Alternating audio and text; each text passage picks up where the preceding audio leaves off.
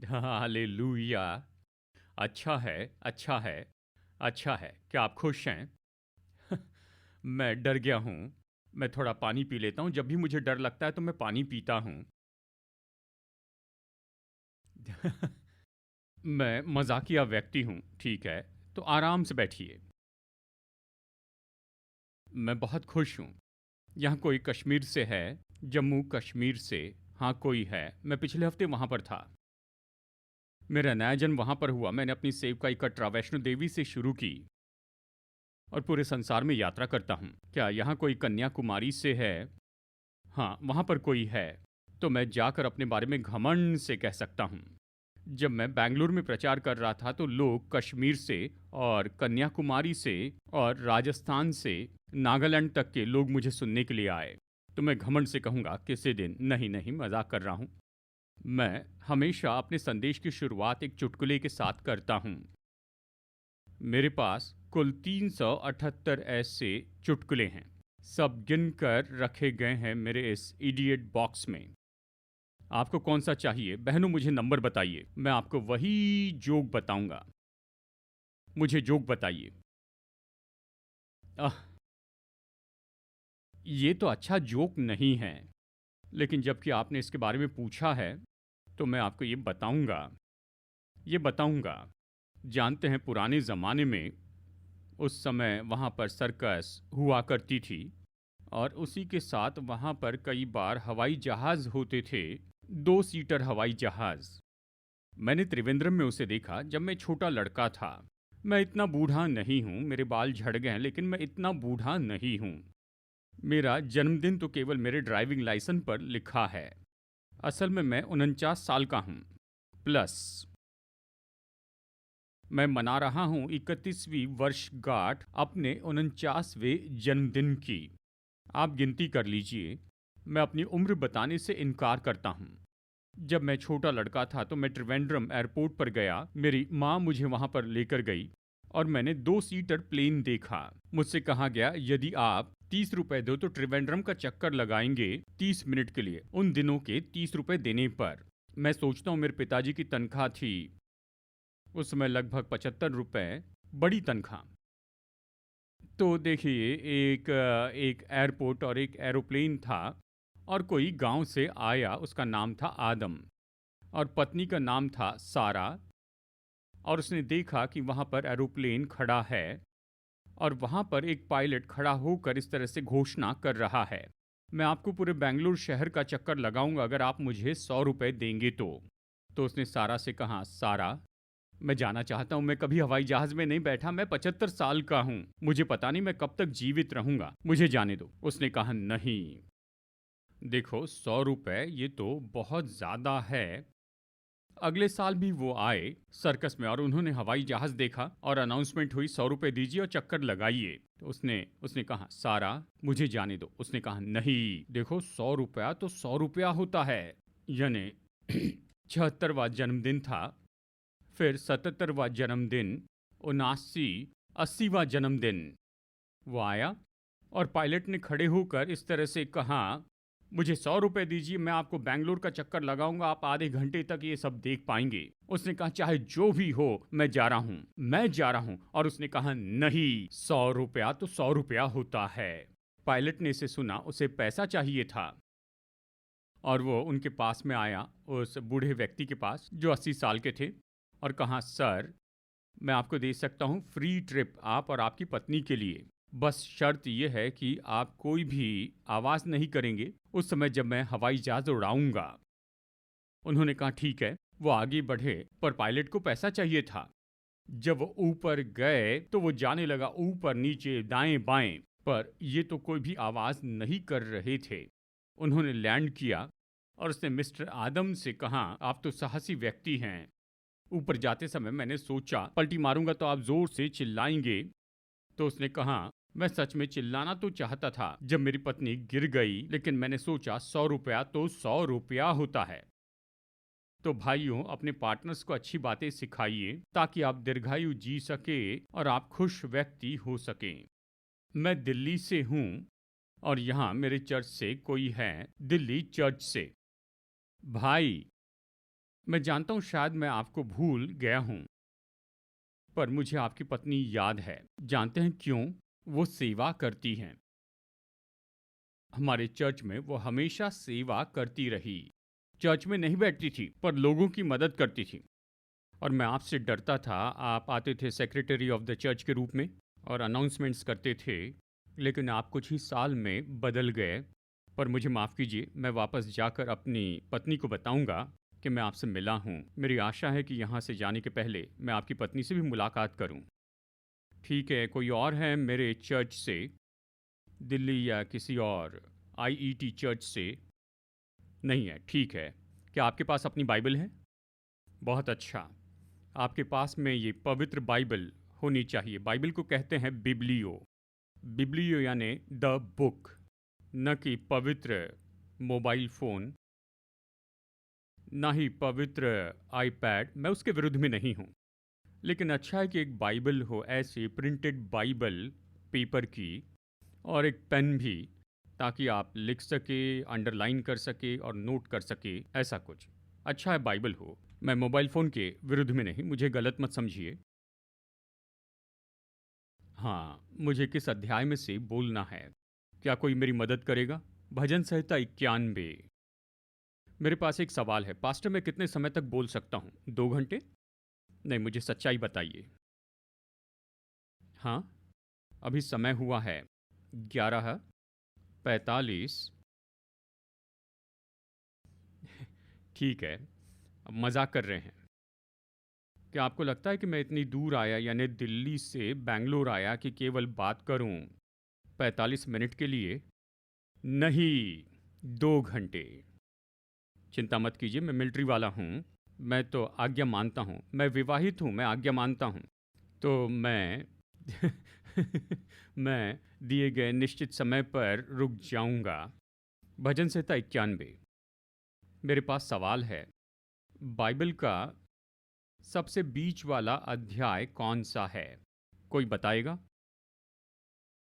हाँ, एक।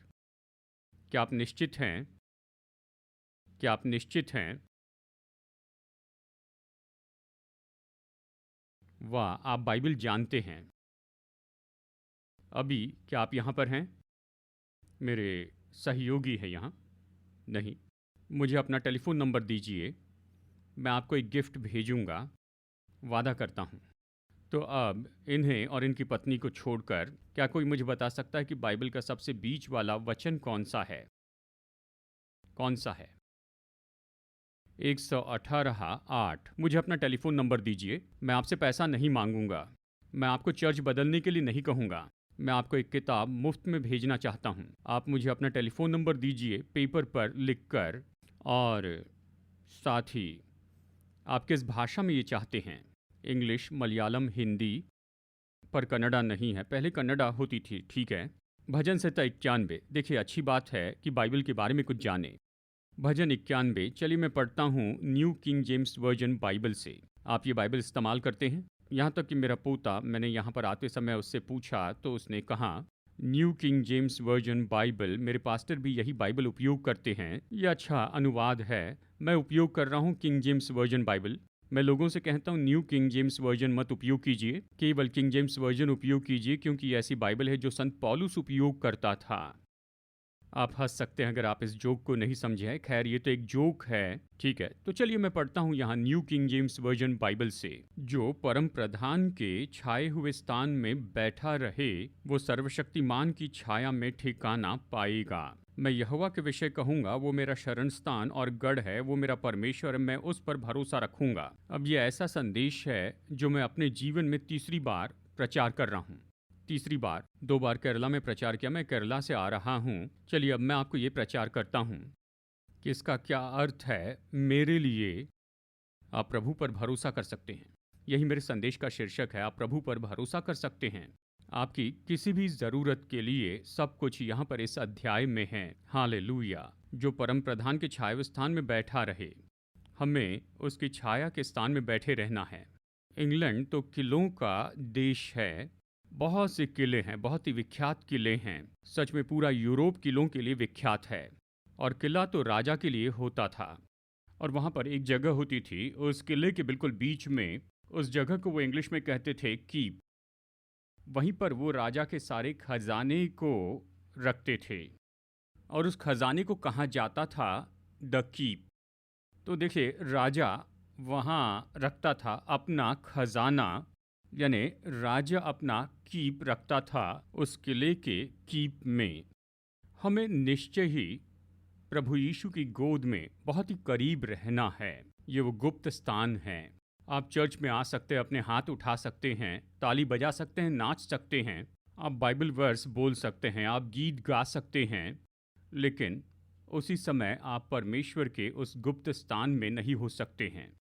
उस गुप्त स्थान में रहिए, परमेश्वर के हृदय में रहिए, प्रभु के हृदय के करीब रहे। हालेलुया। ऐसा व्यक्ति जो परम प्रधान के छाए हुए स्थान में बैठा रहे। एल शदाय, ये शब्द परम प्रधान यानी एल शदाय। एल शदाय का अर्थ है, देखिए आपके पास्टर तो बहुत ही अच्छे हैं, हम इनके संदेश सुनते हैं, इनकी किताबें पढ़ते हैं, हम सैकड़ों की तादाद में उन्हें खरीद कर बांटते हैं। मजाक नहीं कर रहा हूँ, और सच में मैं चकित हो जाता हूँ। जानते हैं, ये उत्तर भारत में अपना पैसा निवेश कर रहे हैं, मैं ये जानता हूँ। इन्हें उससे कोई भी लाभ नहीं मिलता है, स्वर्गीय लाभ को छोड़कर। तो ये पास्टर आपको बाइबल में से सिखाते हैं, आप वचन जानते हैं। इस शब्द का अर्थ एल शदाय, एल शदाय का अर्थ है वो जो पर्याप्त से बढ़कर है। मैंने किताब लिखी है, चमत्कार की कुंजी। किसी ने ये किताब पढ़ी है मलयालम या फिर किसी और भाषा में, चमत्कार की कुंजी। देखिए, हम उसे बेच नहीं पाए जितना हम चाहते थे। हम ज़्यादा कॉपीज बेच नहीं पाए, हमने केवल 80 लाख कॉपीज बेची हैं। वो मेरी पहली किताब थी, एल शदाय। मैंने उसमें इसके बारे में लिखा है।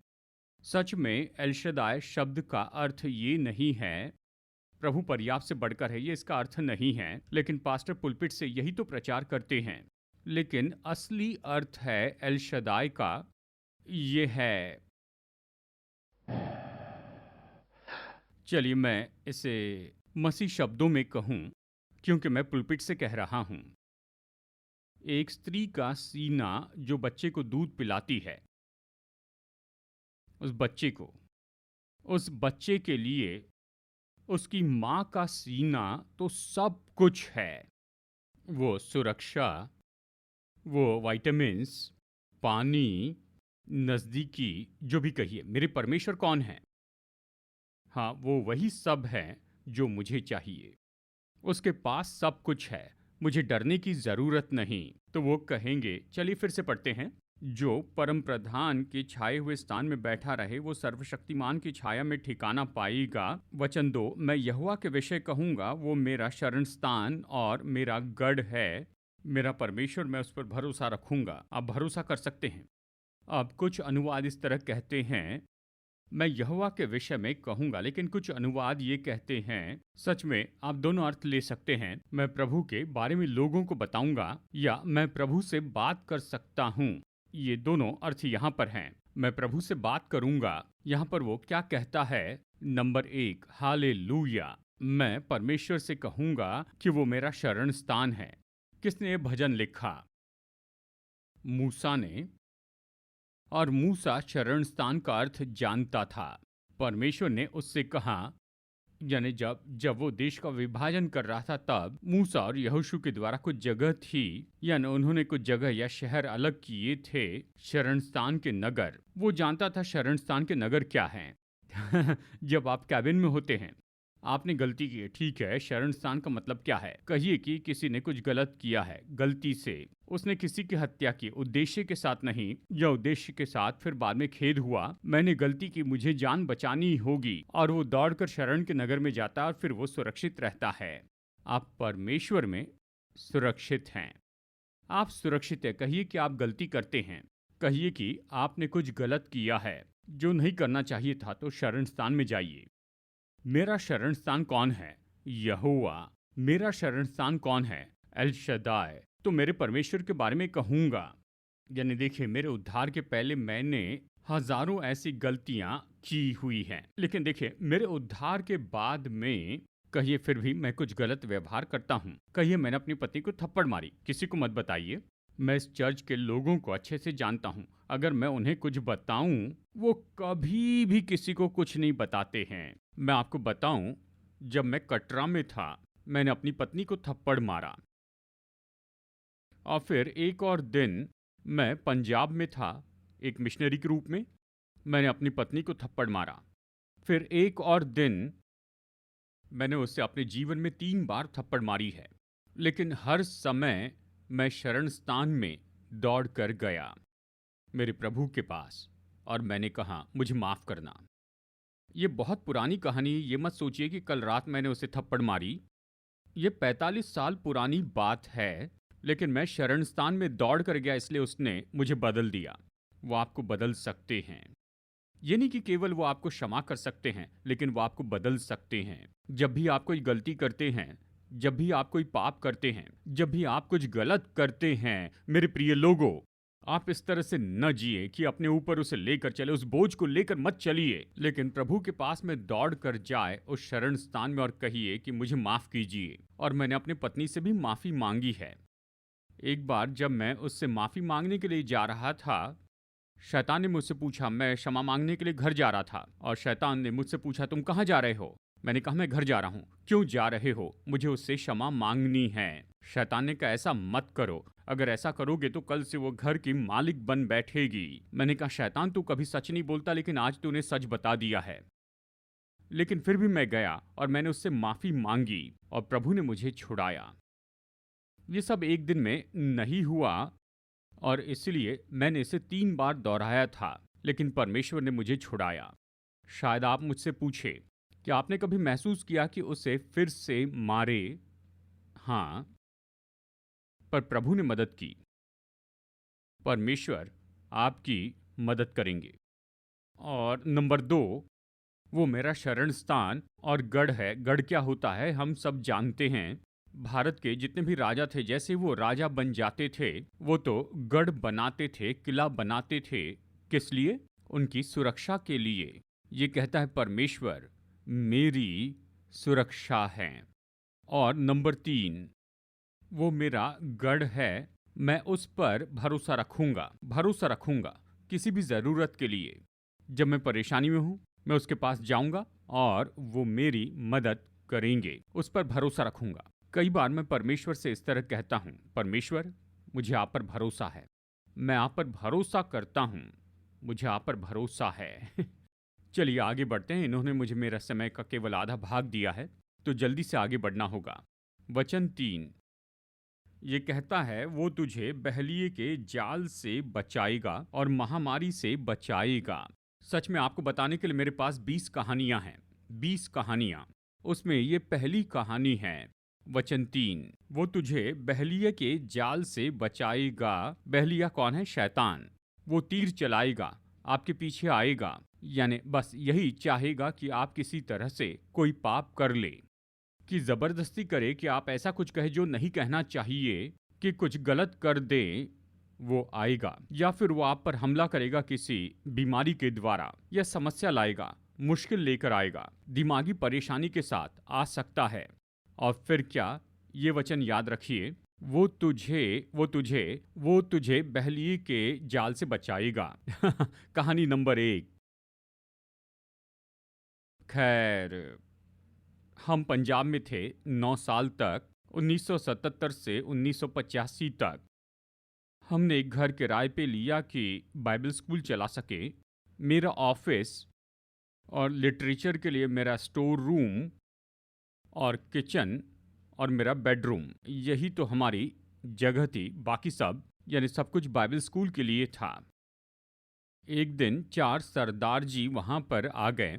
मैं सरदार जी के ऊपर कोई दोष नहीं लगा रहा, लेकिन सच है कि 3-4 सरदार जी आ गए। उन्होंने कहा, देखिए आप तो प्रचारक हैं और आप यीशु मसीह की किताबें बांटते हैं। हम यीशु मसीह के बारे में सुनने में दिलचस्पी लेते हैं कि आप हमें यीशु के बारे में कुछ बता सकते हैं। लेकिन जैसे वो वहाँ पर आए, उनमें से बदबू आने लगी, यानी शराब की बदबू। फिर भी मैंने प्रचार किया, प्रभु किसी को भी बचा सकते हैं। अंत में उन्होंने कहा कि हमारी आस्था में ऐसी कोई बात नहीं है, क्या हम कल आ सकते हैं कि आप हमें और ज़्यादा बताएंगे? मैंने कहा, आइए, पर शराब पीकर मत आइए। अगले दिन वो आ गए शाम को। और मैंने उन्हें यीशु के बारे में बताया। पहले दिन जब वो आए थे, लिली ने बिना बताए ही चाय लेकर आ गई। ये भारतीय परंपरा है, खास करके पंजाब में। और फिर उसने चाय उन सभी को दे दी और वो मेरी पत्नी को देखने लगे जैसे कोई भूखा लड़का आइसक्रीम को देखता है। मेरी पत्नी बहुत बुद्धिमान है। वो अंदर चली गई और फिर अगले दिन वो आए। उन्होंने कहा, आप हमें यीशु मसीह के बारे में बताइए। मैंने कहा, लिली 4 कप चाय लेकर आना। वो बहुत बुद्धिमान है। उसने चाय बनाई और बाइबल स्कूल के विद्यार्थियों के द्वारा भेजी। वो खुद नहीं आई, पर वो किचन की ओर देखने लगे। हम्म। और फिर मैंने उन्हें यीशु के बारे में बताया। फिर उन्होंने मुझसे एक और सवाल पूछा, क्या हम कल भी आ सकते हैं? मैंने कहा, आ जाइए। नहीं नहीं, लेकिन कल नहीं। क्यों? मैंने कहा, कल मैं जा रहा हूँ कदर भंडार में, दूसरी जगह पर। कितनी दूर है वो कदर भंडार, जानते थे? आप कैसे जाएंगे? मैंने कहा, वो साइकिल देखिए। उस समय मेरे पास पुरानी साइकिल थी उस समय में। मैंने कहा, उस साइकिल पर मैं जाऊंगा। ठीक है, आप किस समय जाएंगे? 6 बजे जाऊंगा। वापस कब आएंगे? 10:30 या 11 बजे। ठीक है, हम परसों आ जाएंगे। तो अगले दिन मैं चला गया कदर भंडार कि वहाँ पर गृह सभा करूं। और फिर मैं समय पर नहीं आ पाया बारिश के कारण, और बहुत अंधेरा था बारिश के कारण, और रोड पर लगभग 5-6 घंटे की दूरी थी। शायद नहीं, वो जगह 5-6 किलोमीटर की दूरी पर थी। और मैं अपनी साइकिल चला रहा था और मैं डरा हुआ था क्योंकि वहाँ चोर थे जो रास्ते के दोनों तरफ पेड़ के पास में खड़े थे। तो मैं डर गया था। मैं साइकिल चला रहा था, प्रार्थना कर रहा था, हालेलुया, प्रभु की महिमा में चिल्ला रहा था। इसलिए नहीं कि मैं आत्मिक व्यक्ति था, लेकिन डर के कारण मैं आपके जैसे हूं। मैं घर वापस आया। मैं अपनी साइकिल से गेट खोलने की कोशिश करने लगा, पर वो नहीं खुला। मैंने साइकिल खड़ी कर दी और भीतर देखा, उस पर ताला लगा था। मेरी पत्नी कभी ताला नहीं लगाती थी फाटक पर जब मैं घर में आता था। तो मुझे गुस्सा आ गया। देखिए, केरला के पास्टर जब उन्हें भूख लगती है, उन्हें क्रोध आता है। तो मुझे गुस्सा आया। उसने मुझे बाहर ही बंद रख दिया। तो मैंने खटखटाया। ये तो लोहे का दरवाजा था। तो मैंने जोर से खटखटाया वो गेट और चिल्लाया, लिली लिली। बेडरूम का लाइट ऑन हो गया। उसने खिड़की खोली, ग्रिल से चिल्लाकर कहा, कौन है? तुम्हारा पति हूं, तुम्हारा पति हूं, आकर फाटक खोलो। उसने कहा, मैं निश्चित करना चाहती थी कि आप ही हैं। कुछ तो गलत था। उसने फाटक खोला और बाइबल स्कूल के विद्यार्थी वो सब आ गए। वो कांप रहे थे। मैंने जाना कि कुछ तो हो गया। मैंने साइकिल अंदर रखी, बेडरूम में गया और उसने कॉफ़ी बना ली और मुझे दे दी। और फिर उसने मुझे एक कहानी बताई। आपको याद है वो 4 सरदार जी? मैंने कहा, हाँ। आपने कहा था कि आप यहाँ पर 6 से 11 तक नहीं रहेंगे। तो वो ट्रैक्टर में आए थे। एक व्यक्ति ट्रैक्टर पर बैठा और उसने इंजन को ऑन ही रखा ताकि अगर अंदर में कोई चीखने चिल्लाने की आवाज़ हो तो कोई सुनने नहीं पाएगा। बाकी घर तो पास ही थे, बिल्कुल बगल बगल में ही घर थे। उसने कहा, एक आदमी वहाँ पर उस ट्रैक्टर पर था और 2 लोग बाहर खड़े थे अपने हाथ में तलवार लेकर, और 2 पुरुष वहाँ बेडरूम में चले गए, उस क्लासरूम में जहाँ बाइबल स्कूल के विद्यार्थी बैठकर पढ़ते थे, और कहा, बिल्कुल नहीं हिलना। वहाँ पर लगभग 10-11 लड़के थे, 20 साल से कम उम्र के। वो सब डर कर वहाँ पर बैठ गए, और उनमें से एक उस बेडरूम में गया जहाँ पर मेरी पत्नी सो रही थी, और उसने दरवाज़ा खटखटाया। मेरी पत्नी ने दरवाज़ा खोला। उसने कहा, देखिए, हम यहाँ पर ईसाई होने के लिए आए हैं। उसने कहा, आप आकर मेरे पति से मिलिए, ये उनका काम है। मैं यहाँ पर खाना पकाती हूँ, मैं बाइबल स्कूल के विद्यार्थियों के लिए खाना पकाती हूँ, ये मेरा काम है। उन्होंने कहा, नहीं, हमें अभी ईसाई होना है, मुझे अंदर आने दीजिए। उसने कहा, नहीं, आप मत आइए। जब मैं ये कहानी बताता हूँ तो मुझे रोना आता है। आपको भीतर नहीं आना है। मेरे बच्चे अंदर सो रहे हैं, हम फर्श पर सोते थे, हम बहुत गरीब थे। हाँ, आप मत आइए, मेरे बच्चे सो रहे हैं। केवल इतना ही नहीं, मुझे यीशु के बारे में बताना नहीं आता है। उन्होंने कहा, ठीक है, तो मुझे कुछ किताबें दीजिए, मैं किताबें लेकर घर में जाऊंगा। वो जानते थे मैं किताबें कहाँ पर रखता हूँ, एक दराज में रखता हूँ। केवल एक ही दरवाज़ा था, छोटा सा कमरा था। वो चाहते थे कि वो उस दराज के पास जाए। वो हाँ, वो बुद्धिमान नहीं थी। खैर, वो तो बुद्धिमान है लेकिन उतनी चतुर नहीं है। वो जा रही थी बेडरूम से लिटरेचर रूम की ओर। वो जा रही थी तो उसने आवाज़ सुनी, लिली भागो। उसने देखा वो पुरुष उसके पीछे आ रहा था। शराब की बदबू थी। उसने फाटक की ओर देखा। वहां दो पुरुष खड़े थे पीछे छुरा छिपाकर। ट्रैक्टर की आवाज थी, उस पर एक मनुष्य बैठा था और वो जोर से चिल्लाई, जॉनी। जॉनी अभी भी हमारे साथ है, पठानकोट में। उसने कहा जॉनी। जॉनी जाग गया, पर उस पुरुष ने खड़े रहकर कहा बैठ जाओ, और वो 19 साल का लड़का डर कर वहां पर बैठ गया। लिली को पता नहीं था कहां पर जाऊं, और फिर से उसने वो आवाज सुनी, लिली भागो। उसके पास भागने के लिए एक ही जगह थी, उसका बेडरूम। बेडरूम यहां था, वो यहां पर खड़ी थी, वो पुरुष उसके पीछे था, उसके और उस बेडरूम के बीच में। और उसने परमेश्वर पर विश्वास किया। हाँ, और उसने एक शब्द में प्रार्थना की, यीशुवे, यीशु। और वो बेडरूम में दौड़कर भागी। वो भागी। वो वहां खड़ा था, पर परमेश्वर के ऊपर इसने भरोसा किया। प्रभु पर भरोसा करते हुए बेडरूम की ओर वो दौड़ी, दरवाजा बंद कर दिया और वो अन्य भाषा में बोलने लग गई। उसने कहा, मैं वहां खड़े रहकर 10 मिनट तक अन्य भाषा में बोलती रही। फिर वो सोचने लगी, वो आदमी क्यों नहीं आया? वो तो उसके और बेडरूम के बीच में खड़ा था। उसने खिड़की खोली और बाहर देखा। जानते उसने क्या देखा? उसने देखा कि वो आदमी वहां पर दौड़ने की पोजीशन में खड़ा है। वो हिल नहीं पाया, वो जम चुका था। प्रभु ने ऐसे किया। हो सकता है उसने 10 मिनट शायद बढ़ाकर कहा, हो सकता है केवल 5 मिनट ही हो, शायद केवल 2 मिनट हो, या फिर केवल 1 मिनट हो। लेकिन वो सबसे बड़ा चमत्कार है जो हमने अपने जीवन में अनुभव किया। परमेश्वर ने सुरक्षा की, परमेश्वर ने उसकी रक्षा की। वो आपको बहलिये से बचाएगा। क्या मैं इसके बारे में घमंड से नहीं कह रहा हूं, परमेश्वर ने मेरे लिए से किया। मैं आपसे ये कह रहा हूं कि परमेश्वर ने जो मेरे लिए किया है वो आपके लिए भी करेंगे। जब आप परेशानी में होंगे, जब बहलिया आपके पीछे आएगा, अपने साथ तीर लेकर आएगा कि आपको पकड़ ले, आपको थाम ले, कि कुछ गलत कर दे, इस वचन को याद रखिए, हालेलुया। वो तुझे बहलिये के जाल से बचाएगा। फिर कहता है, और महामारी से बचाएगा, हालेलुया। जानते हैं, हमारी आत्मा ने उद्धार पाया है, लेकिन हमारे शरीर ने उद्धार नहीं पाया।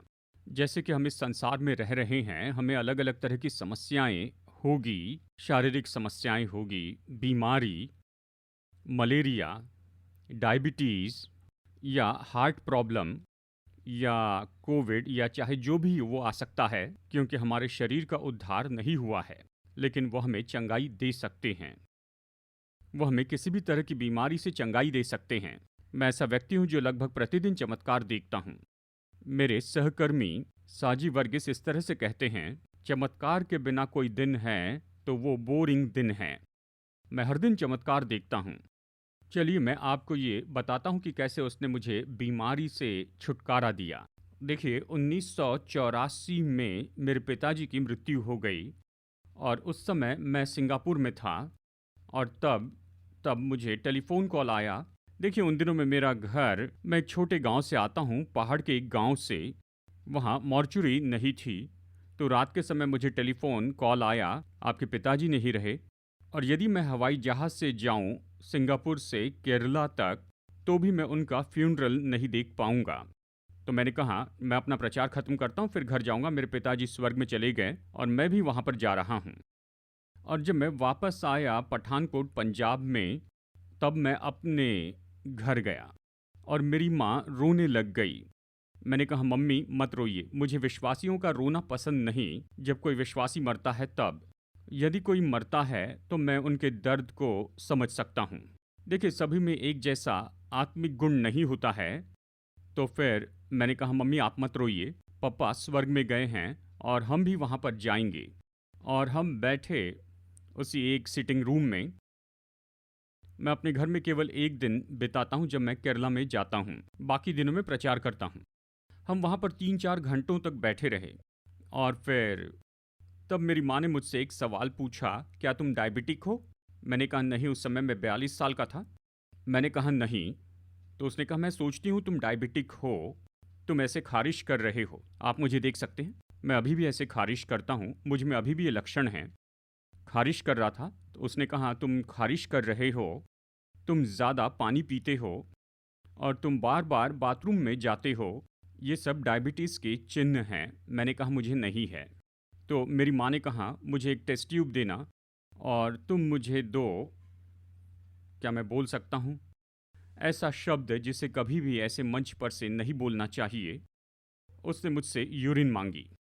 मैं जानता हूँ मुझे ये शब्द उपयोग नहीं करने चाहिए, पर मुझे सत्य बताना होगा। और क्योंकि मेरे माता पिता दोनों भी क्रॉनिक डायबिटिक पेशेंट थे, वहाँ पर टेबल था जहाँ पर सारी सुविधाएं उपलब्ध थी कि गिन सके ब्लड शुगर। तो वो उसे वहाँ पर लेकर गई, सारी दवाइयाँ डाली और उसे गर्म किया जैसे पुराने ज़माने में होता था। और उसने मुझे ये दिखाया। उसका रंग था ईंट के जैसे, यानी ईंट का। और उसने मुझे चार्ट दिखाया। मतलब उस समय मेरी माँ ने कहा तुम्हारे अंदर उतनी मात्रा में ब्लड शुगर है जितनी तुम्हारे पिता के मरने के समय थी।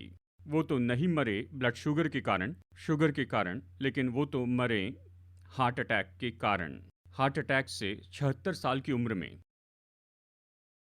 तो फिर मैं डर गया। मैं तो केवल 42 साल का था और मैं गांव में यात्रा करता था, मैं शहरों में नहीं जाता था, मैं हमेशा गांव में जाता था।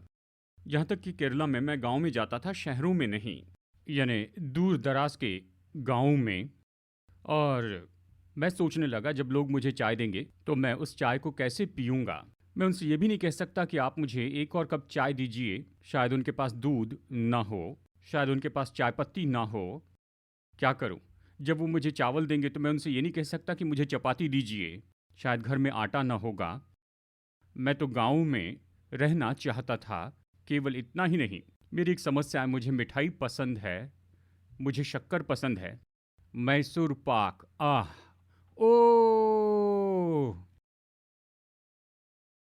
मैंने सोचा मैं कैसे गाँव के प्रचारक के रूप में जी पाऊँगा। फिर मुझे वचन याद आया कि वो मुझे हर तरह की मरी से चंगाई देंगे और प्रभु ने मुझे विश्वास दिया। मैं घर में आया, अपने घर लौट आया पठानकोट में और हमने डिनर किया और मैंने अपनी पत्नी से कहा तुम सो जाओ। उसने पूछा आप क्या करने वाले हो? मैंने कहा मैं बाहर जाऊंगा, मैं चलकर प्रार्थना करना चाहता हूँ। उसने कहा बाहर सांप होंगे, बाइबल स्कूल में हमारे पास 4 एकड़ ज़मीन थी। उसने कहा नहीं। मैंने कहा नहीं, मुझे कोई सांप नहीं काटेगा, तुम चिंता मत करो, तुम जाकर सो जाओ। और वो सो गई। मैं बाहर चलने लगा, एकांत में रहना चाहता था।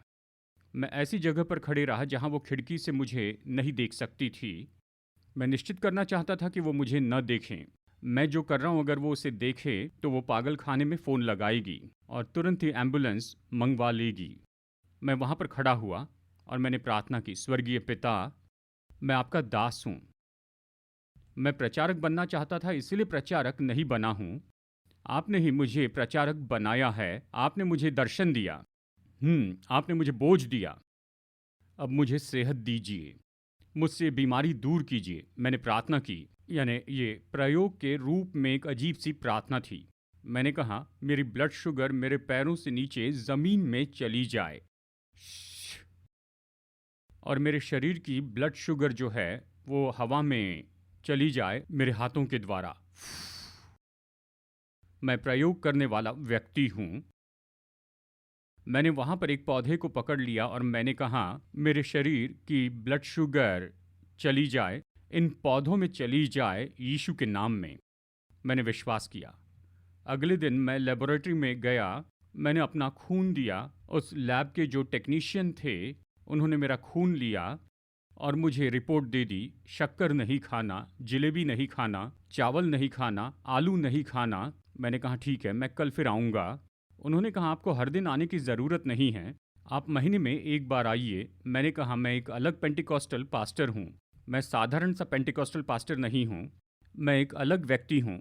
जब तक कि मुझे चमत्कार न मिल जाए मैं हर दिन आऊँगा। उन्होंने कहा ठीक है, हमें पैसा चाहिए, आप आइए। मैं अगले दिन फिर गया और मैंने बिल्कुल वही किया। मैंने फिर से सब कुछ वैसे ही किया। रात को पत्नी को कहा कि तुम सो जाओ। उन्हें पता नहीं था कि मैं क्या कर रहा हूँ। और मैंने वही प्रार्थना की।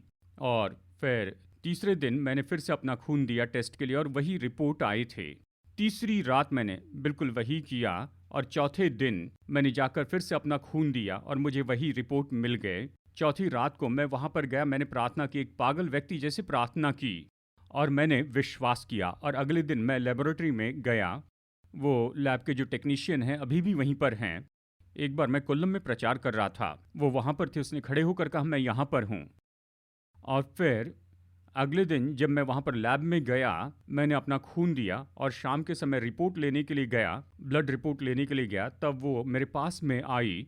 वो मेरे पास आई। उन्होंने कहा, सामने के कमरे में आई और वो मुझसे हाथ मिलाने लगी और कहा, पास्टर, वो मुझे ब्रदर कहती है। और उसने कहा, ब्रदर, मुझे ये बात समझ में नहीं आई, पिछले 4 दिनों से आप क्रॉनिक डायबिटिक पेशेंट हैं, पर आज आप चंगे हो चुके हैं, आप जितनी शक्कर चाहे उतनी खा सकते हैं।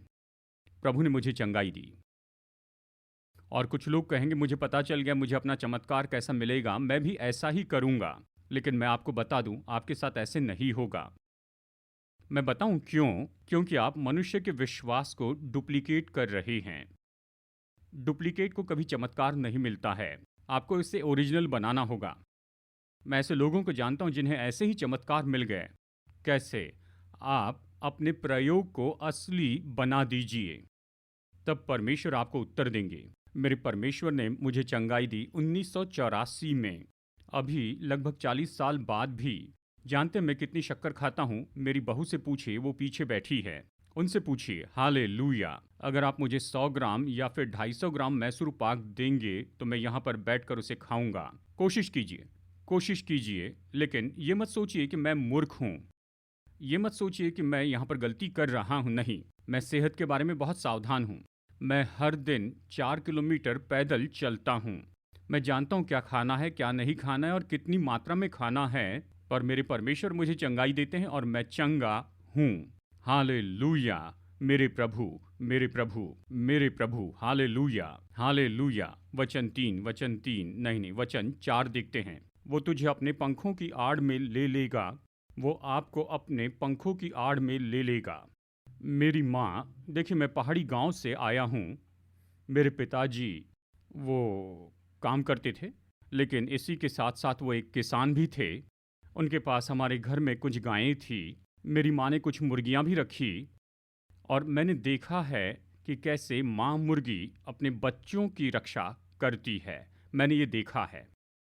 जैसे वो चील की परछाई को देखती है तो वो अपने पंख फैला देती है और ढांक देती। चलिए इसे फिर से पढ़ते हैं। वो तुझे अपने पंखों की आड़ में ले लेगा। प्रभु आपको ढांक लेंगे। Hallelujah, hallelujah. एक दिन की बात है, शायद 1900, मैं सोचता हूँ 1990 की, नहीं 1981 में मैं ओडिशा में था। और पहली बार मैं अपनी पत्नी और अपने बच्चों के साथ में गया था। देखिए मैं तो ऐसा व्यक्ति नहीं कि जो टेबल पर बैठे रहे और मिशन चलाए। नहीं, मैं मिशन फील्ड में रहता हूँ।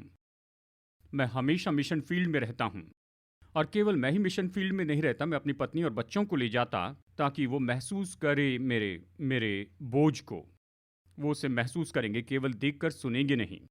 मैं अपने 3-4 बच्चों के साथ में था। उस समय मेरे 4 बच्चे थे और मैं एक जगह पर था जिस जगह का नाम था नवरंगपुर। क्या यहाँ कोई उड़ीसा से है? कोई नहीं। मुझे विश्वास नहीं होता। मुझे विश्वास नहीं होता। सामान्य रूप में उड़ीसा से कोई ना कोई होता है। मैं वहाँ पर नवरंगपुर में था और वहाँ पर एक नर्स थी। वहाँ पर एक मिशन हॉस्पिटल है, जर्मन मिशन हॉस्पिटल। वहाँ पर एक नर्स थी, एक क्रिश्चियन लूथरन, और उनका बेटा था दास। और हम एक साथ प्रचार कर रहे थे। वो हमारे साथ काम नहीं कर रहे थे, लेकिन वो प्रभु के लिए काम करना चाहते थे। और फिर उन्होंने अपने घर में मुझे भोजन के लिए बुलाया। मैं वहाँ पर गया और जब हम भोजन कर रहे थे तो 2 नौजवान दौड़कर आकर कहने लगे, सुनिए, आप बाहर मत जाइए, घर में ही रहिए। कुछ लोग ऐसे बाहर खड़े हुए हैं। वो तो वहाँ बहुत से पेड़ थे, जंगल के जैसे था। जंगल तो नहीं था, लेकिन वहाँ कुछ पेड़ थे, जैसे कि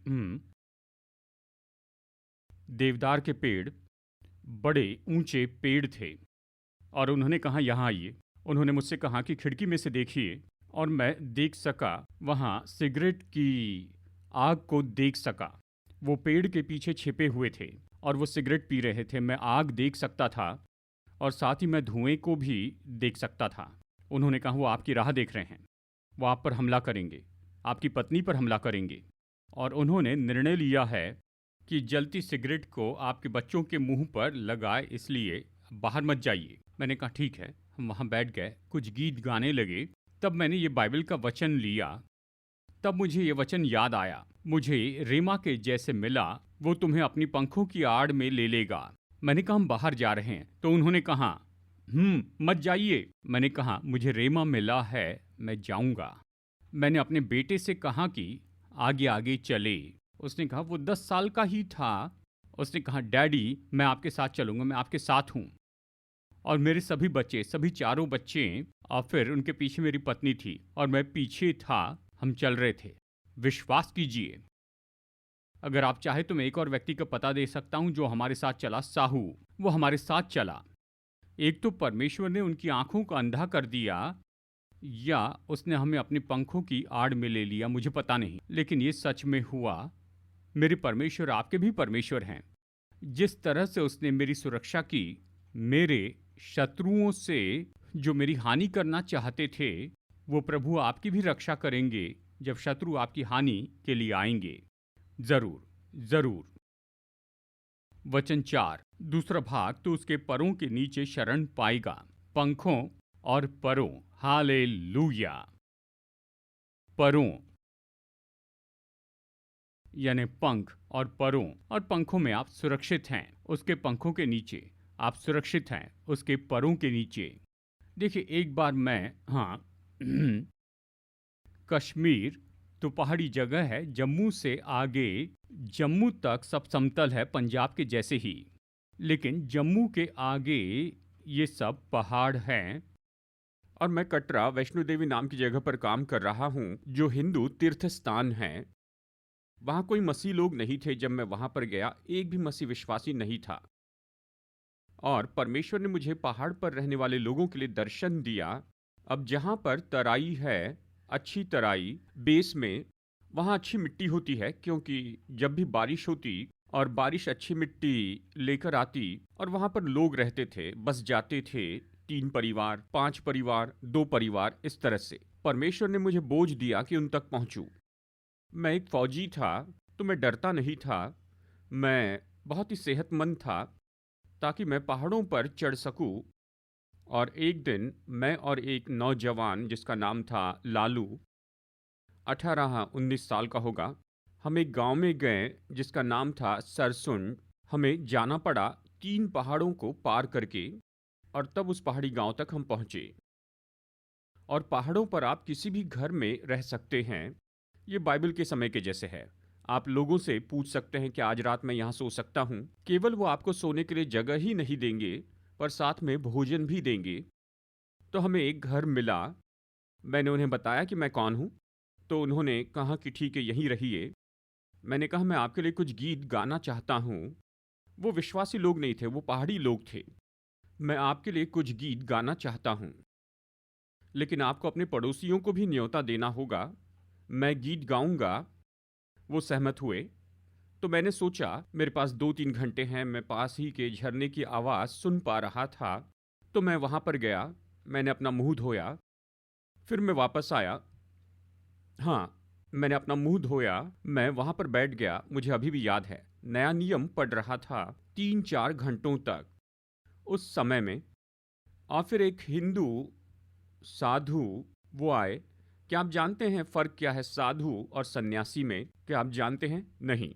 साधु तो वो व्यक्ति है जो अपने जीवन को समर्पित कर देता है सन्यासी बनने के लिए बचपन से ही।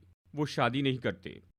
और सन्यासी वो व्यक्ति है जो जीवन में किसी भी समय साधु बन जाता है। 40 साल, 50 साल, 60 साल, 70 साल की उम्र में। शायद वो शादीशुदा थे, बच्चे थे, तो वो एक साधु थे।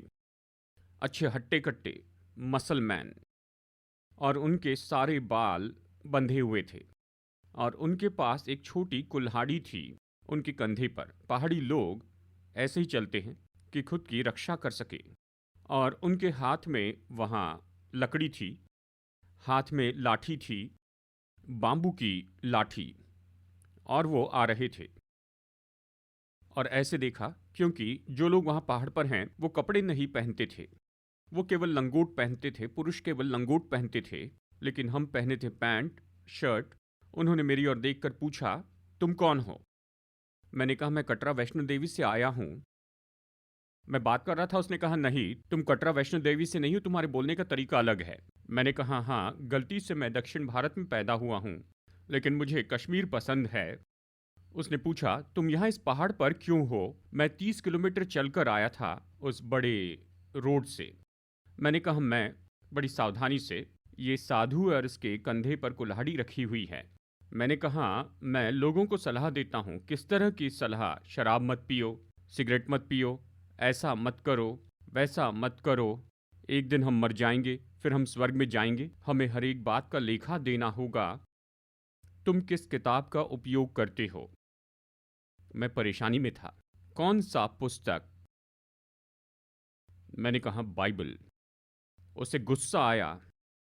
उसने कुल्हाड़ी उठाई और मेरे पास आने लगा और कहा, तुमने दक्षिण भारत के सभी लोगों को कन्वर्ट कर दिया। तुम केवल उत्तर भारत में ही नहीं आए, लेकिन अभी तुम पहाड़ों पर भी आ रहे हो। मैं अभी तुम्हारा सिर काट देता हूं और तुम्हारी बॉडी को फेंक दूंगा 10,000 फीट नीचे। किसी को पता नहीं चलेगा, यहां कोई पुलिस नहीं है। और दूसरा लड़का लालू, वो तो केवल 18 साल का था, वो आकर मेरे पीछे छिप गया और उसने कहा, अंकल अव कौन्नुम, वो हमें मार देगा। मुझे वो सोचने की जरूरत नहीं थी। मैं वहां पर खड़ा था, मुझे अच्छे से याद है। मैं कुछ नहीं सोच रहा था, वहां पर खड़ा था। उसी समय एक गोरे रंग का आदमी अचानक कहीं से, मुझे पता नहीं कहां से आया, वो दौड़ते हुए आया। उसने इस आदमी को पकड़ लिया और कहा, इन्हें छोड़ दो, ये अच्छे लोग हैं, चलो मैं तुम्हें मंदिर में लेकर जाता हूं। और उसे खींचकर मंदिर में ले गया। हम उस घर में वापस आए जहां पर मैं रुका था। मैंने उन्हें ये पूरी कहानी बताई और उन्होंने मुझसे बहुत से सवाल पूछे और कहा, ओ वो साधु बहुत ही क्रूर है। जब वो आकर भोजन मांगे और हम नहीं दे तो उसे गुस्सा आता है, वो बहुत भला बुरा कहता है। लेकिन गोरे रंग का आदमी, 35 साल का, हट्टा कट्टा, नहीं ऐसा कोई भी नहीं है यहाँ इस गांव में या आसपास में। अगर मान लो कि वो एक आदमी है, एक आदमी, तो उसे कैसे पता कि आप लोग अच्छे लोग हैं? यही तो उसने कहा था, ये तो अच्छे लोग हैं। शायद वो एक स्वर्गदूत होगा, मुझे पक्का पता नहीं।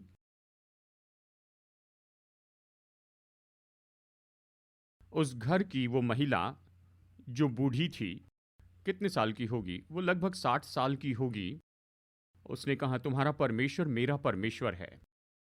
अगले दिन जब मैंने प्रचार किया, उसने मुझसे सवाल पूछा। 3 दिन के बीच में पूछा, क्या आप मुझे बपतिस्मा देंगे? मैं उससे उसी मंदिर में लेकर गया जहां साधु था। इस समय वो वहां पर नहीं था। मैंने उस माँ को उस मंदिर की हौदी में बपतिस्मा दिया, बस एक चमत्कार के कारण कि एक स्वर्गदूत हमें बचाने के लिए आया। मेरा परमेश्वर कौन है? ये परमेश्वर आपका भी है। हालेलुया। वो तुझे अपने पंखों की आड़ में ले लेगा और तुम भरोसा रख सकोगे। समस्या यह कि हम भरोसा नहीं करते हैं, काफी भरोसा नहीं करते। भरोसा करें। हालेलुया। वो तेरे लिए ढाल और झीलम ठहरेगी। Hallelujah, hallelujah. वो तो ढाल और झीलम है। हालेलुया। सत्य में उस पर भरोसा कर सकते हैं, भरोसा कर सकते हैं। उसकी सच्चाई असली भाषा में यह है, उसकी सच्चाई तेरे लिए ढाल और झीलम ठहरेगी। ढाल और झीलम, उसकी सच्चाई, उसकी सच्चाई। हम भरोसा कर सकते हैं उसके सत्य पर, उसकी विश्वास योग्यता पर, उसकी सच्चाई पर भरोसा रख सकते हैं। आपके पड़ोसी आपके विरुद्ध में कुछ करे, शायद वो आपके बारे में बुरी अफवाह फैला दे, शायद वो आपके बारे में कुछ गलत फैला दे, पर चिंता मत कीजिए, वो आपकी सच्चाई है, वो आपकी रक्षा करेंगे। मैं आपको बहुत सी कहानी बताना चाहता हूँ, मेरे पास 20 कहानियाँ हैं, पर मैं क्या करूँ, आपके पास्टर ने मुझे थोड़ा ही समय दिया है। हालेलुया। चलिए आगे बढ़ते हैं, चलिए आगे बढ़ते हैं। हालेलुया। चलिए आगे बढ़ते हैं। हालेलुया। वचन 9 और 10, वचन 9 और 10। हे यहोवा, तू मेरा शरण स्थान ठहरा है। तूने जो परम प्रधान को अपना धाम मान लिया है। हालेलूया। वो मेरा शरण स्थान है, वो मेरे गढ़ हैं, मैं उस पर भरोसा कर सकता हूँ। आप उस पर भरोसा कर सकते हैं। जब आप कमज़ोर होते हैं, डरे होते हैं, बस उस पर भरोसा कीजिए। कई बार बहुत मुश्किल होती है, जब मुश्किल होती है उस पर भरोसा कीजिए। जब आसान हो तो उस पर भरोसा कीजिए। हम 1980 में पंजाब से दिल्ली में आ गए। मेरा छोटा बेटा तो उस समय केवल 3 साल का था और बहुत गर्मी हो रही थी। हम एक ही कमरे में रहते थे, हम गरीब थे और केवल एक ही रूम था। बहुत गर्मी थी, टेम्परेचर 46 डिग्री तक चले जाता था। घर के अंदर सोना बहुत ही मुश्किल होता था। और जब बारिश नहीं होती थी, किसी ने हमें दिया था एक ऐसा लंबा बड़ा मैट, यानी सऊदी अरेबिया से। मेरी पत्नी उसे बाहर बिछा देती थी और हम वहाँ सोते थे। उन दिनों में ये आम बात थी, तो वहाँ बिछाती थी और एक रात के समय मैं वहाँ नहीं था।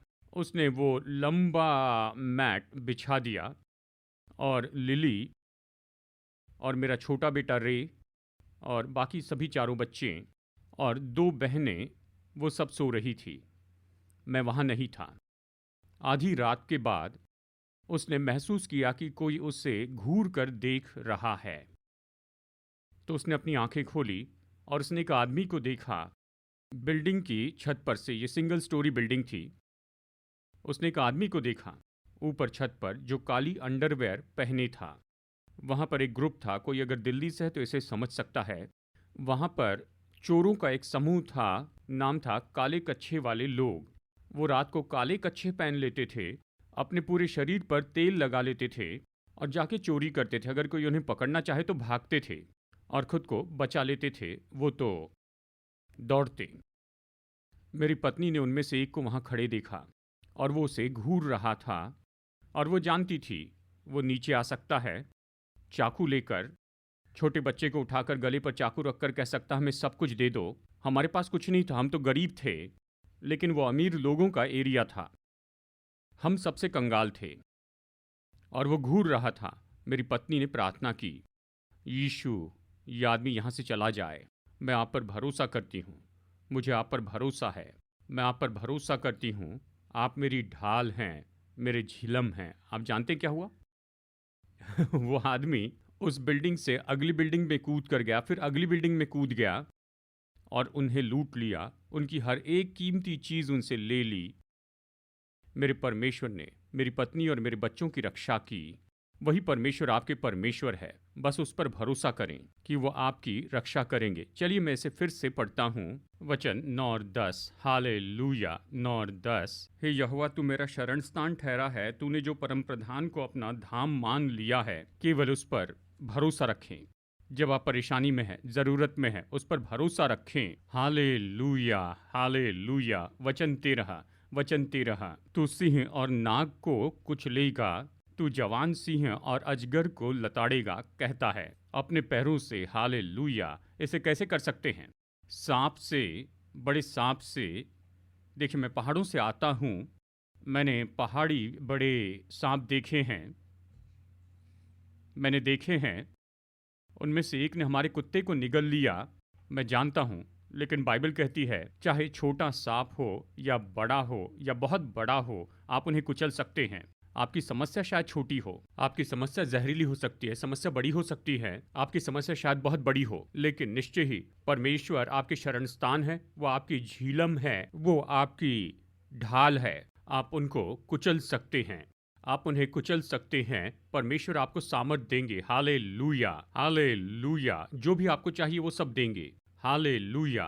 कई बार जानते हैं, सांप तो निगल जाता है, वो चबाता नहीं है, निगलता है। या आपकी शांति निगल सकता है, आपकी सेहत निगल सकता है, वो आपका पैसा निगल सकता है, वो आपका व्यापार निगल सकता है, आपके विवाह को निगल सकता है, आपके बच्चों को निगल सकता है, वो निगल सकता है। लेकिन उस समय आपको क्या करना है? आप उन्हें कुचलते जाएं, आप उनके ऊपर चलें, आप उन पर कूदें, आप उन्हें लताड़े, लात मारे। Hallelujah, hallelujah. हाँ, एक दिन 1986 में हम दिल्ली में रहते थे, उसी घर में।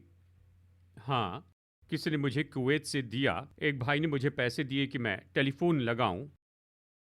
हाँ, मुझे बहुत पैसा मिलता है, लेकिन मैं उसे पूरे उत्तर भारत में बिखेरता हूँ। मैं अपने भविष्य के लिए कुछ बचा कर रखना भूल गया। जानबूझकर मैं इसे भूल गया। तो ये मत सोचिए कि मैं ऐसे जीवन जी रहा था और मैं मिशन से कोई पैसा नहीं लेता था। मैं चर्च से कोई पैसा नहीं लेता हूँ। और एक दिन देखिए, किसी ने मुझे पैसा दिया कि मैं टेलीफोन लगाऊं, और एक शाम वो टेलीफोन बजने लगा और वहाँ दूसरे व्यक्ति की आवाज़ आई, हम केरला से हैं, हम ऑफिसर्स हैं साल्वेशन आर्मी के, हम अभी आपके घर में आना चाहते हैं। मैंने अपनी पत्नी की ओर देखा। उसने कहा, उनसे कहना कि आज मत आए, हमारे पास दूध नहीं है, इस घर में कुछ भी नहीं है। उनसे कहना कि आप कल आए, हम प्रार्थना करेंगे ताकि हमारे पास में कुछ हो।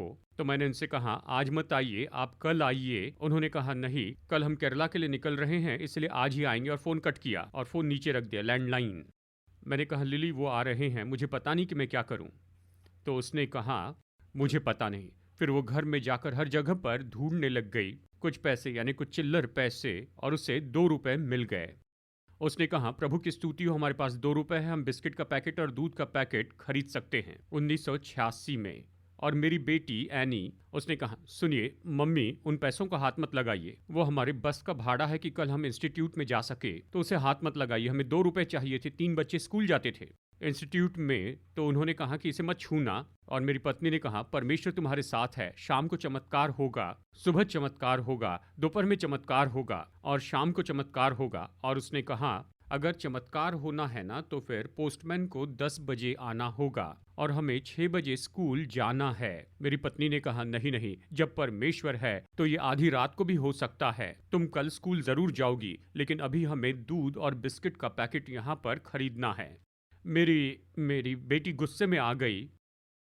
मेरी पत्नी ने वो पैसे लिए और हमारे दूसरे बेटे ब्लेसन से कहा, जाकर एक पैकेट दूध और एक पैकेट बिस्किट लेकर आना। और वो दौड़ कर गया। और इस बीच में वो दंपत्ति हमसे मिलने के लिए आए और वो हमें गवाही बताने के लिए आए थे। जब मैं त्रिवेंद्रम में प्रचार कर रहा था और बीमारों के लिए प्रार्थना कर रहा था, इस बहन को ब्रेस्ट कैंसर था। जब मैंने प्रार्थना की तो उसने चंगाई पाई और वो ये गवाही देने के लिए आई थी। लेकिन आप गलत दिन पर आए मैम। हाँ, मेरी पत्नी ने उन्हें चाय और बिस्किट दिए। हमने उनके लिए प्रार्थना की और हमने कहा, देखिए रात के 9 बज गए थे। हमने कहा, हम बस स्टॉप तक आपके साथ में आएंगे। हम बस स्टॉप तक पैदल चल कर गए। हम वहां पर खड़े हुए, बस आई, बस नंबर 500 वो आ गई साकेत से। और मैंने हाथ दिखाया और वो फिर बस में चढ़ गए। यानी पत्नी जो है वो पहले चढ़ गई और पति बाद में चढ़ गए। और उन दोनों ने, यानी उन पति पत्नी ने, दोनों ने हमसे हाथ मिलाए। और जब बस जा रही थी, हम सब कह रहे थे, बाय बाय बाय बाय, आप तो गलत दिन आ गए। और फिर मेरी पत्नी ने कहा, मचाया, यानी केरला में मुझे इसी तरह से कहते हैं, उस बहन ने मुझे 10 रुपए दिए हैं। और मैंने कहा, उस भाई ने मुझे भी 10 रुपए दिए हैं। मैंने उसकी ओर देखा, वो 10 रुपए नहीं थे, वो 100 रुपए थे। लिली ने अपने पैसों को देखा और कहा, ये तो 100 रुपए है, हमें 200 रुपए मिल गए। आप मुझसे ऐसी बातें मत कीजिए, मैं आपको आशीष दिखाऊंगा।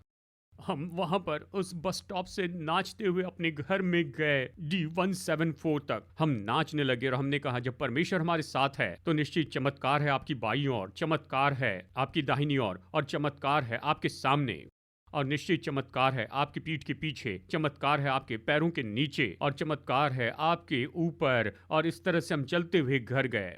हमने दरवाजा खोला और बच्चों को बुलाया और कहा कि तुम यहाँ पर आओ। जब परमेश्वर आपके साथ है तो कोई समय सीमा नहीं, ये किसी भी दिन हो सकता है। हालेलुया। वो हमारा प्रयोजन करते, बस उस पर भरोसा कीजिए। वो आपकी सुरक्षा है, वो आपकी सेहत है, वो आपकी चंगाई है। कितनी तो भी कहानी, मैंने तो केवल 5 बताई है। ठीक है पास्टर, अब बाकी कहानियां कल बता देना। लेकिन चलिए आज मैं घर जाता हूँ। हालेलुया। वो हमारे शरण स्थान है, उस पर भरोसा रखे। वो आपकी रक्षा करने वाले हैं, उस पर भरोसा रखे। वो आपका प्रबंध करने वाले हैं, उस पर भरोसा रखे। हालेलुया। चलिए मैं आपको एक और कहानी बताता हूँ। हालेलुया, स्तुति हो। हम कश्मीर से पंजाब आ गए। मैं 3-4 मिनट में ख़त्म करने की कोशिश करूँगा, अगर कर सकता हूँ तो। मुझ पर भरोसा मत कीजिए। खैर, समय पर ख़त्म करूँगा। हम पंजाब चले गए। मेरे बच्चे वहाँ पर पढ़ने लगे, 2 बच्चे वहाँ पर पढ़ने लगे मिशन स्कूल में 2 साल तक। मेरा बेटा दूसरी कक्षा में था और फिर हमने उनकी एडमिशन कैथलिक स्कूल में कर दी। वहाँ पर उनके सटीक नियम होते हैं ड्रेस कोड के। गर्मियों में उन्हें शॉर्ट्स पहनने पड़ते थे और आधे स्लीव्स के शर्ट्स, ऐश कलर और सफ़ेद। लेकिन सर्दियों में उन्हें पहनना पड़ता फुल पैंट, ऐश कलर और सफ़ेद शर्ट। तो स्कूल से ये नोटिस आ गया कि अगले सोमवार से सर्दियों का ड्रेस पहनना होगा। मैं वहाँ पर नहीं था, मैं कहीं और प्रचार कर रहा था, किसी गांव में। और मेरा बेटा आया, वो तीसरी कक्षा में था। उसने आकर अपनी माँ से कहा, ये किताब है, डायरी है। मेरी पत्नी ने कहा, तुम्हारे पिताजी यहाँ पर नहीं हैं, वो प्रचार के लिए गए और हमारे पास पैसा नहीं है। क्यों न तुम बेडरूम में चले जाओ, घुटने टेको और अपने स्वर्गीय पिता से प्रार्थना करो। प्रभु का धन्यवाद, वो प्रार्थना करना जानता था। वो बेडरूम में चला गया, वहाँ घुटने टेके और प्रार्थना की।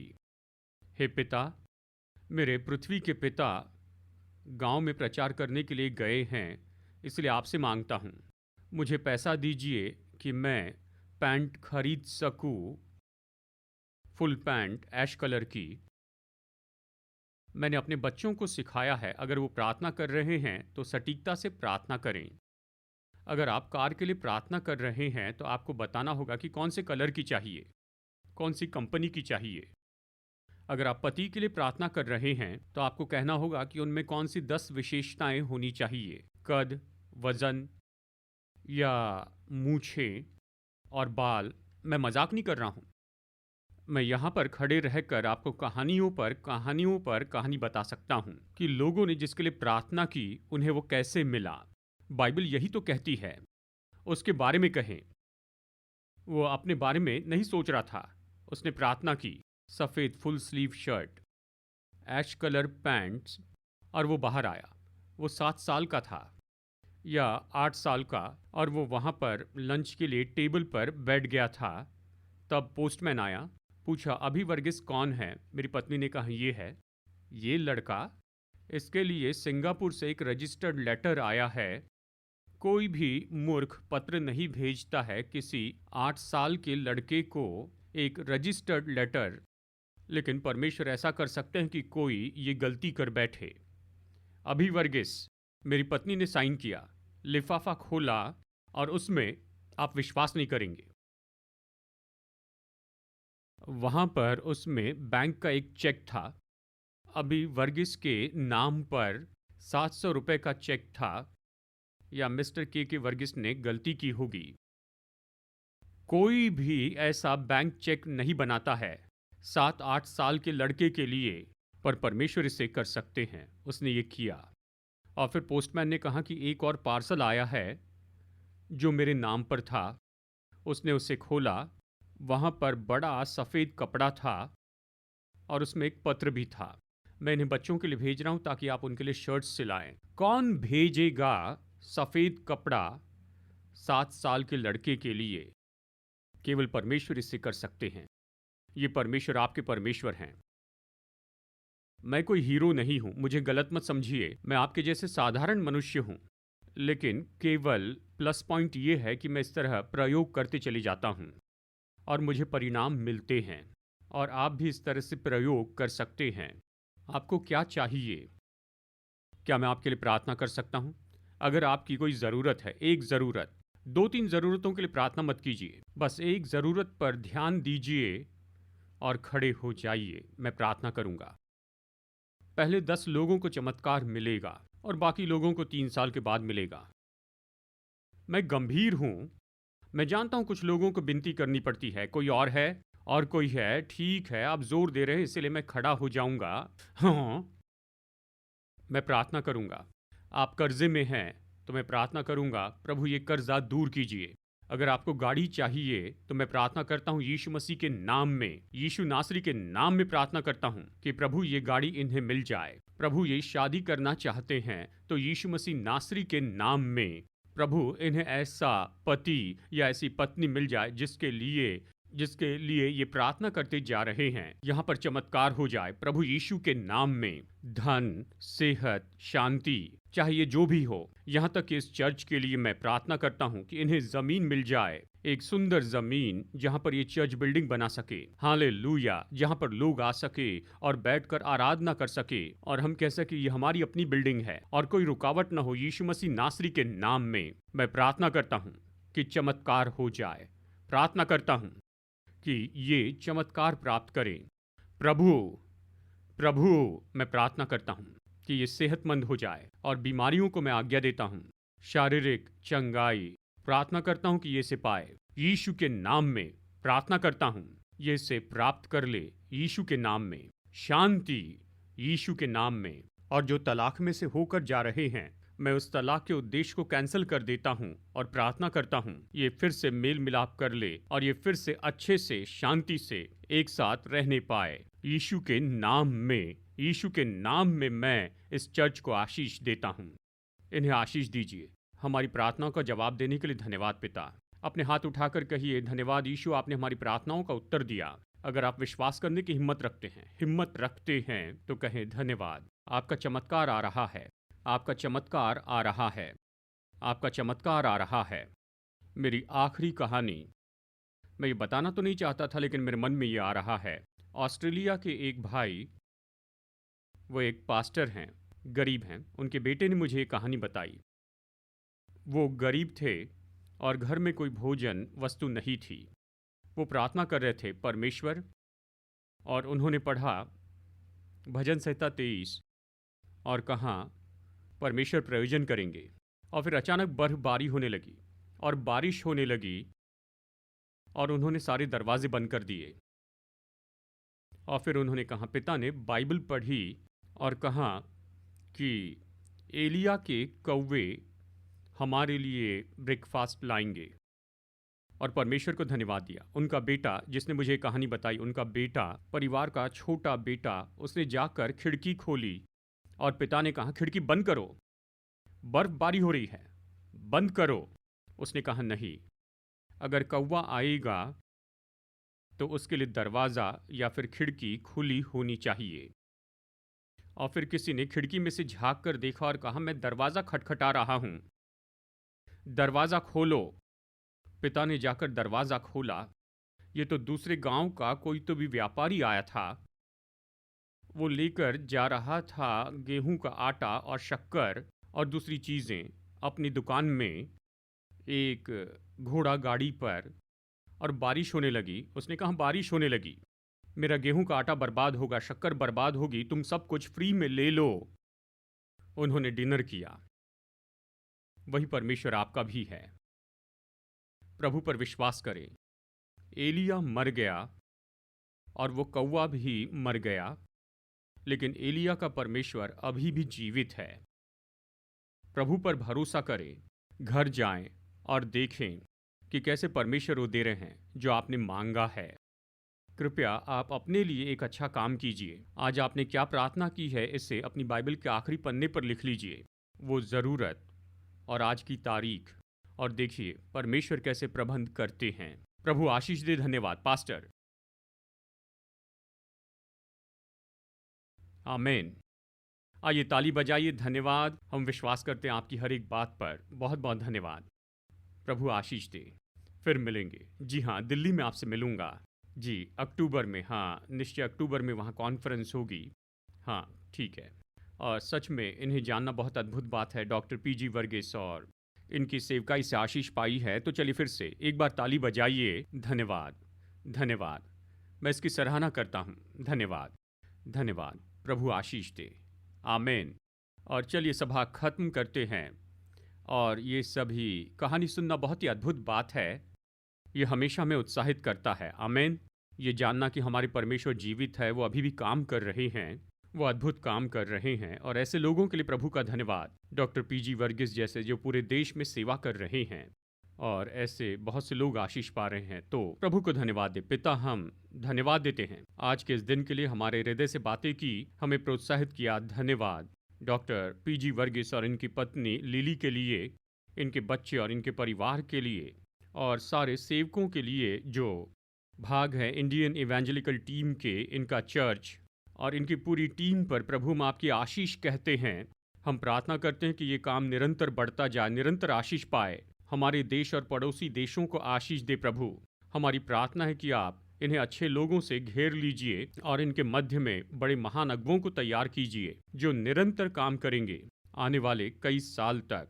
धन्यवाद कि आपका भला हाथ इनके जीवन पर, इनकी सेवकाई पर है, उन पर जो सेवा कर रहे हैं। धन्यवाद आपके भले हाथ के लिए, आपके निरंतर काम के लिए पिता, यीशु के नाम में आमीन। अब हमारे प्रभु यीशु मसीह का अनुग्रह और स्वर्गीय पिता परमेश्वर का प्रेम और उसकी पवित्र आत्मा की मधुर उपस्थिति हम में से हरेक के साथ सदा होती रहे, यीशु के नाम में आमीन आमीन। संदेश सुनने के लिए धन्यवाद। भरोसा करते हैं कि ये संदेश आपके लिए आशीष रहा। मुफ्त के स्रोत पाने के लिए, जिनमें है सरमन नोट्स और पब्लिकेशन, पाने के लिए विजिट करें apcwo.org पर। बेंगलुरु के एपीसी बाइबल कॉलेज की जानकारी पाने के लिए विजिट कीजिए apcbiblecollege.org पर। याद रखिए, all peoples church Bengaluru app download कीजिए एप्पल या गूगल प्ले स्टोर से।